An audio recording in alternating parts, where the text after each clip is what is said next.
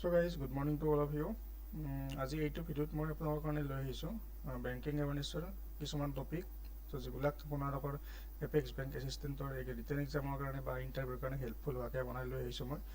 আৰু কিছুমান আপোনালোকে চাব কিছুমানত direct point to point MCQ ক্লাছেছবিলাক দিছে, তো আপোনালোকে সেইবিলাকৰ পৰা সিমান এটা ইম্প্ৰুভমেণ্ট নাপাব, কাৰণ ধৰক সেইবিলাকত অকল এটা কুৱেশ্যনৰ এটা এনচাৰে দিয়া আছে। তো সেইটোৰ লগত ডিছকাছ হোৱাকৈ ধৰক সেইটোৰ লগত মানে ৰিলেটেড বহুত কিছুমান টপিক থাকি যায় ন।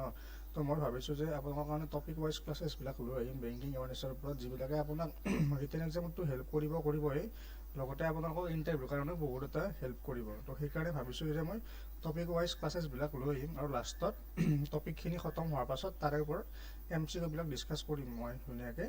MCQৰ ওপৰত আপোনাক ধৰক মানে মই কুৱেশ্যন পেপাৰ কিছুমান মানে মক টেষ্ট কিছুমান লৈ আহিম।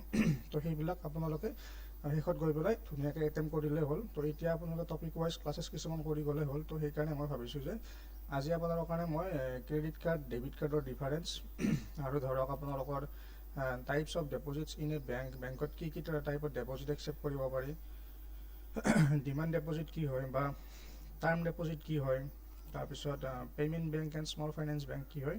তো এইখিনিৰ ওপৰত ধুনীয়াকৈ আমি এটা ক্লাছ লওঁ আজি এইটো ভিডিঅ'ত। তো আহক আমি ক্লাছেছটো আৰম্ভ কৰোঁ।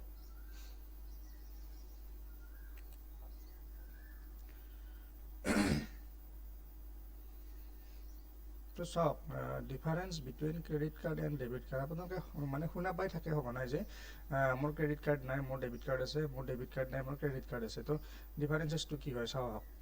ডেবিট কাৰ্ড মানে আপোনাৰ কি হয়, লাইক আপোনাৰ ATM কাৰ্ডক ডেবিট কাৰ্ড বুলি কোৱা হয়, আৰু ক্ৰেডিট কাৰ্ডটো অকণমান বেলেগ হয়।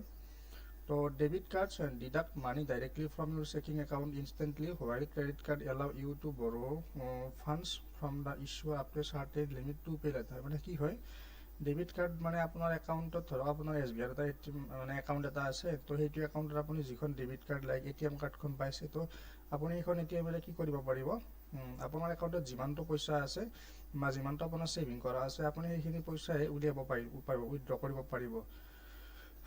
তাৰে ওপৰত আপুনি নোৱাৰে, যিখিনি পইচা আছে সেইখিনিহে উইথড্ৰ কৰিব পাৰিব আৰু আপুনি তাৰপিছত নোৱাৰে। তো কিন্তু ক্ৰেডিট কাৰ্ডত কি হয়, আপোনাৰ লাইক আপোনাৰ SBIত যদি ক্ৰেডিট কাৰ্ড আছে, লাইক কিবা এটা বেংকত যদি ক্ৰেডিট কাৰ্ড আছে, আপুনি কি কৰিব পাৰিব, আপোনাক এটা লিমিট ধৰি দিয়া হয় সিহঁতে, মানে বেংকৰ পৰা এটা লিমিট ধৰি দিয়া হয় যে আপোনাৰ একাউণ্টত পইচা জিৰ' হৈ গ'লেও আপুনি ইমানটো লিমিটলৈ পইচা এটা উইথড্ৰ কৰিব পাৰিব। লাইক মোৰ একাউণ্টত ছাপ'জ আপোনাৰ ধৰক 10,000 পইচা আছে, কিন্তু মোৰ ক্ৰেডিট কাৰ্ড আছে আৰু মই এটা লিমিট পাই থৈছোঁ যে ক্ৰেডিট কাৰ্ডত যে মোক মানে একাউণ্টত পইচা নীল হ'লেও মই আপ টু 20,000লৈ মই মানে পইচা উইথড্ৰ কৰিব পাৰিম। এতিয়া লাইক মোৰ আগৰ আছিল 10,000 ৰুপিজ, তো 10,000 ৰুপিজ কি হ'ল, লাইক মই কিবা শ্বপিং কৰোঁতে 10,000টো খৰচ হৈ গ'ল। তো এতিয়া মোক পইচা জৰুৰত হৈছে, কিন্তু মোৰ যদি ক্ৰেডিট কাৰ্ড আছে তেতিয়াহ'লে মোৰ লিমিটটো দি আছে 20,000। তো মই 20,000 পইচাৰ আকৌ মই শ্বপিং বা যি কৰোঁ মোৰ ইচ্ছা মই মানে এক্সপেণ্ডিচাৰ্ছ কৰিব পাৰিম। তো ক্ৰেডিট কাৰ্ড সেনেকুৱা, আৰু ডেবিট কাৰ্ডত আপুনি একাউণ্টত যিখিনি পইচা থাকে আপুনি সেইখিনিহে উইথড্ৰ কৰিব পাৰিব, তাৰে ওপৰত নোৱাৰে। তো debit card use your own money from your bank account, while credit card use borrowed money from the bank. এইটো কৈছে ডেবিট কাৰ্ডে আপোনাৰ মানে ATM কাৰ্ডত আপোনাৰ বেংকৰ একাউণ্টত যিখিনি পইচা আছে আপুনি সেইখিনি আপোনাৰ নিজৰ পইচাখিনিহে উইথড্ৰ কৰিব পাৰিব, আপুনি নিজৰ পইচাখিনিহে ব্যৱহাৰ কৰিব পাৰিব। কিন্তু ক্ৰেডিট কাৰ্ডত কি হয়, মানে বেংকৰ পৰা আপুনি যিটো মানে পইচা উইথড্ৰ কৰিব পাৰিব, যিটো লিমিট দি থোৱা আছে আপুনি সেইখিনি পইচা বেংকৰ পৰা উইথড্ৰ কৰিব পাৰিব। এতিয়া চাওক, debit card spending is limited to your bank balance, while credit card spending is limited by a pre approve credit limit.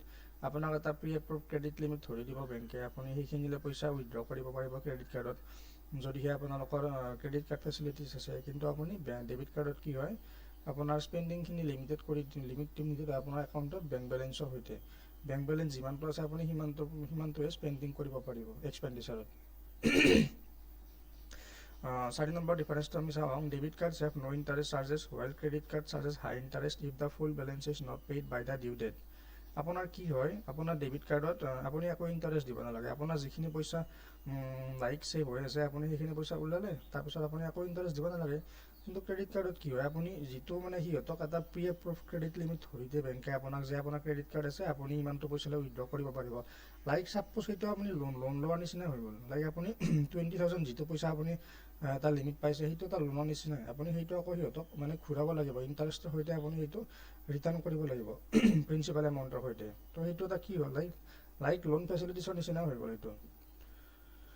তো সেইকাৰণে কৈছে যে যদিহে আপুনি টাইমত যদি সেইখিনি পইচা যদি প্ৰিন্সিপালটো আৰু ইণ্টাৰেষ্টটো যদি আপুনি ঘূৰাই দিব নোৱাৰে বেংকক, তেতিয়াহ'লে আপোনাৰ কি হয় মানে নেক্সট আপুনি আকৌ হাই ইণ্টাৰেষ্ট দিব লাগিব, আৰু আপোনাৰ লাইক মানে ক্ৰেডিট স্ক'ৰবিলাক বেয়া হৈ যাব, চিভিল স্ক'ৰ ডাউন হৈ যাব। তো সেইকাৰণে মানে ক্ৰেডিট কাৰ্ডত কি হয়, charges high interest if the full balance, যদি আপুনি বেলেঞ্চটো পে' কৰা নাই সেই ডেটৰ সৈতে, সেই ডেটৰ আগতে আৰু সেইটো বুজি পালে নহয়। তো debit cards does not impact Euro credit score, মানে ডেবিট কাৰ্ডে আপোনাৰ ক্ৰেডিট স্ক'ৰত একো ইম্পেক্ট নকৰে, কাৰণ আপোনাৰ একাউণ্টত পইচা যিমান আছে আপুনি সিমানে উইথড্ৰ কৰিব পাৰিব। আপোনাক লোনৰ ফেচিলিটিছ নালাগে বা নাপায় আপুনি ডেবিট কাৰ্ডত। কিন্তু ক্ৰেডিট কাৰ্ডত কি হয়, credit card can build or damage your credit score based on repayment behaviour.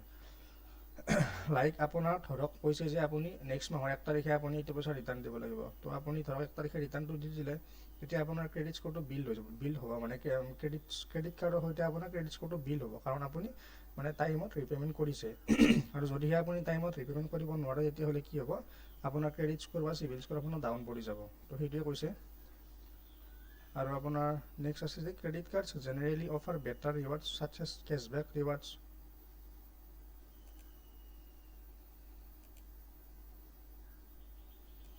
তো credit cards generally offer better rewards such as cashback reward points. Debit cards have limited rewards. মানে কি কৈছে যে ক্ৰেডিট কাৰ্ডত আপুনি ৰিৱাৰ্ডছখিনি কেছবেক ৰিৱাৰ্ড পইণ্ট আপুনি অকণমান বেছিকৈ পায়। কাৰণ সেইটো আপোনাক দিয়া কাৰণটো কি হয়, সেইটো বেংকৰতো প্ৰফিট এটা আছে ন। বেংকে আপোনাক কিবা এটা প্ৰি এপ্ৰুভ লিমিট এটা ধৰি দিছে, আপুনি সেইটো ৰিপেমেণ্ট কৰিছে, ইণ্টাৰেষ্টৰ সৈতেতো বেংকৰ এটা প্ৰফিট আছে। তো সেইটো কাৰণত বেংকে ভাবে যে আমি যিহেতু প্ৰফিটটো মই বাৰু লৈয়ে আছোঁ, গতিকে আমি তোমাক কিবা এটা দিব লাগিব। তো সেইকাৰণে কৈছে যে এইটো কেছবেক দিয়া হয়, আপোনাক অকণমান বেছিকৈ ৰিৱাৰ্ড পইণ্টছ কিছুমান দিয়া হয়। কিন্তু ডেবিট কাৰ্ডত আপুনি সিমান এটা ৰিৱাৰ্ডছ নাপায়, আৰু কেতিয়াবা মানে মানে বহুত ৰেয়াৰ আৰু ৰেয়াৰ কেছত মানে পায় ডেবিট কাৰ্ডত লিমিটেড ৰিৱাৰ্ডছখিনি পায়। আৰু ক্ৰেডিট কাৰ্ডত কি হয়, credit cards often provide better fraud protection, মানে তাত ফ্ৰড প্ৰটেকশ্যনটো অকণমান বেছি ভালকৈ থাকে। And if loss do not directly impact your bank balance immediately, আৰু যদি আপোনাৰ হেৰাই তেতিয়াহ'লে আপোনাৰ বেংক বেলেঞ্চত কি নকৰে, ডাইৰেক্টলি ইম্পেক্ট একো নকৰে, কাৰণ সেইটোত চিকিউৰিটি অকণমান বেছি ক্ৰেডিট কাৰ্ডত। তো লাইক আপোনালোকৰ কিবা বেংকৰ লাইক এপেক্স বেংক বুলি নহয়, আপোনালোকৰ RRB PO বা IBPS POটো কুৱেশ্যন সুধি যে differences between credit card and debit card, আপুনি আপোনাক ক'ব দিয়ে। তো আপুনি এইখিনি যদি অকণমান ভালকৈ চাই যায়, এইখিনি যদি কৈ যায় আপুনি ইণ্টাৰভিউত, মানে এইটো এটা বহুত কুৱেশ্যন এটা এনচাৰ দিব পাৰিব আপুনি ধুনীয়াকৈ। তো সেইখিনি আপোনালোকৰ মানে ৰিটেন এক্সামৰ কাৰণে হেল্পফুল হ'ল, আপোনালোকৰ ইণ্টাৰভিউৰ কাৰণে হেল্পফুল হ'ল। তো এইখিনিয়ে আছিল ক্ৰেডিট কাৰ্ড আৰু ডেবিট কাৰ্ডৰ মাজত ডিফাৰেঞ্চেছ। নেক্সট আহোঁ আমি types of deposits in a bank. তো বেংকত আপোনাৰ কি টাইপত ডেপজিট একচেপ্ট কৰিব পাৰি। তো বেংকত 2 প্ৰকাৰৰ ডেপজিট একচেপ্ট কৰিব পাৰি, এটা হৈছে ডিমাণ্ড ডেপজিট, এটা হৈছে টাৰ্ম ডেপজিট। তো ডিমাণ্ড ডেপজিট আপুনি কি কৰিব পাৰে, 2টা একাউণ্ট খুলিব পাৰে, আৰু সেই 2টা হৈছে কাছা বুলি কোৱা হয়।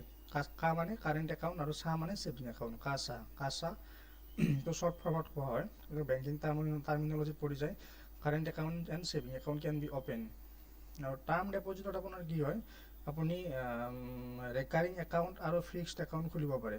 মানে ৰেকাৰিং ডেপজিট RD আৰু FD ফেচিলিটি যিবিলাক কোৱা হয়, FD আপুনি কৰিলে, তো সেইটো কাৰণে আপুনি টাৰ্ম ডেপজিটত যাব লাগিব, সেইটো ডিমাণ্ড ডেপজিটত নাহে। ডিমাণ্ড ডেপজিট মানে কি হয়, আপুনি অন ডিমাণ্ড আপোনাক পইচা ডেপজিট কৰিব লাগে, আপুনি ডিমাণ্ড মতে পইচা আপুনি ডেপজিট কৰিব পাৰিব ইমানটো দিনলৈ, বা আপোনাক পইচা লাগে আপুনি আপোনাৰ ডিমাণ্ড মতে পইচা উইথড্ৰ কৰিব পাৰিব, সেইটো সেইকাৰণে কোৱা হয় যে ডিমাণ্ড ডেপজিট। আৰু টাৰ্ম ডেপজিট মানে কি হয়, আপোনাৰ কিছুমান ৰেষ্ট্ৰিকশ্যনছ থাকি যায় যে আপুনি মিনিমাম ইমান ডেইজৰ কাৰণে আপুনি পইচা ইনভেষ্ট কৰিব পাৰিব আপুনি, আৰু আপুনি ইমান দিন পাছতে পইচাটো উইথড্ৰ কৰিব পাৰিব। তো সেইকাৰণে টাৰ্ম ডেপজিটৰ অকণমান দিগদাৰী হয়। দিগদাৰী মানে কি, আপুনি ভাল ইণ্টাৰেষ্ট এটা পায় তাত। তো কাৰেণ্ট একাউণ্টত আপোনাক নো ইণ্টাৰেষ্ট, একো ইণ্টাৰেষ্ট নাপায় কাৰেণ্ট একাউণ্টত আপুনি। আৰু ছেভিং একাউণ্টত কি হয়, আপুনি মিনিমাম ইণ্টাৰেষ্ট কিবা এটা পায় আৰু in current account overdraft facility is given and is preferred by businessmen. আৰু কাৰেণ্ট একাউণ্টত কি হয়, আপোনালোকৰ লাইক মানে ক্ৰেডিট কাৰ্ডৰ নিচিনাই বস্তু কাৰেণ্ট একাউণ্টত। কেতিয়াবা কি হয়, কাৰেণ্ট একাউণ্টত যদি পইচা আপোনাৰ একদম কম আছে, আপুনি তেতিয়াহ'লে কি কৰিব পাৰিব, এটা ফেচিলিটি বেংকে আপোনাক দিয়ে, সেইটো অভাৰড্ৰাফ্ট ফেচিলিটি বুলি। আপোনাৰ একাউণ্টত যদি পইচা নীল হৈ যায়, আপুনি কিবা এটা পইচা লৈ আপুনি উইথড্ৰ এটা কৰিব পাৰিব বেংকৰ পৰা, তো সেইটোকে অভাৰড্ৰাফ্ট ফেচিলিটি বুলি।